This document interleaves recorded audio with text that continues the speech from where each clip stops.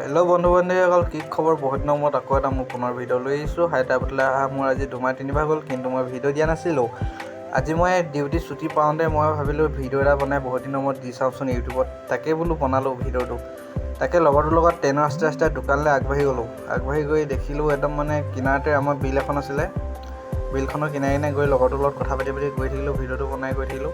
ভাবিলোঁ আৰু দোকানত গৈ কিছুমান বস্তু দেখাম, কিন্তু দোকানত গৈ পাহৰি থাকিলোঁ। কি ক'ব আৰু, ভিডিঅ'টো বনাবলৈ প্ৰথম কথাই মনত থাকিল, এইডোখৰ পাহৰিয়ে থাকিলোঁ ভিডিঅ'টো বনাবলৈ।